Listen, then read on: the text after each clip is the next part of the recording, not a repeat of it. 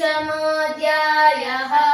अर्जुन उवाच सन्न्यासं कर्मणां कृष्ण पुनर्योगं च संशसि यच्छ्रेय एतयोरेकं तन्मे ब्रूहि सुनिश्चितं। श्रीभगवानुवाच सन्न्यासः कर्मयोगश्च निःश्रेयसकरावुभौ तयोस्तु कर्मसन्न्यासात् कर्मयोगो विशिष्यते।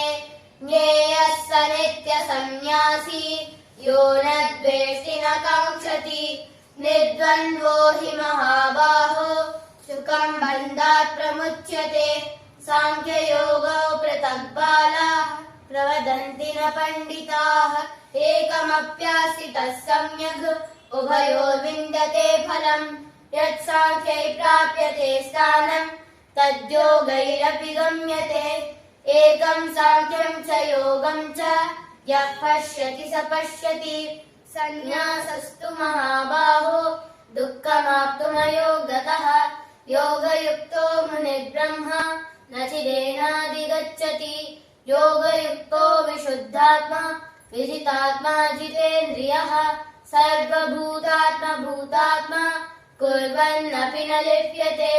नैव किञ्चित् करोमीति युक्तो मन्येत तत्त्ववित्। पश्यन् शृण्वन् स्पृशन् जिघ्रन् अश्नन् गच्छन् स्वपन् श्वसन् प्रलपन् विसृजन् गृह्णन् उन्निशन् निमिषन्नपि इन्द्रियाणीन्द्रियार्थेषु वर्तन्त इति धारयन् ब्रह्मण्यादाय कर्माणि सङ्गं त्यक्त्वा करोति यः लिप्यते न स पापेन पद्मपत्रमिवाम्बसा। कायेन मनसा बुद्ध्या केवलैरिन्द्रियैरपि योगिनः कर्म कुर्वन्ति सङ्गं त्यक्त्वात्मशुद्धये।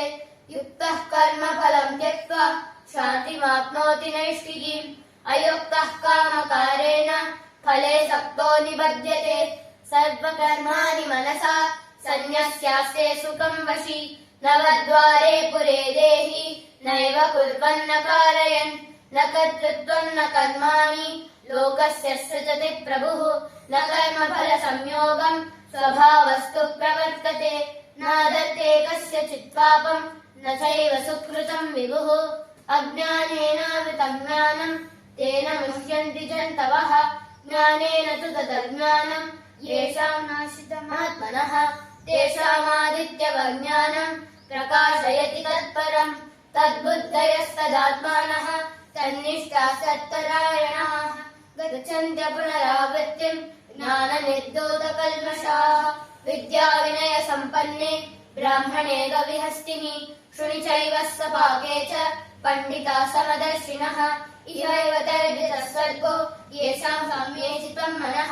निर्दोषं हि समं ब्रह्म तस्मात् ब्रह्मणि ते स्थिताः।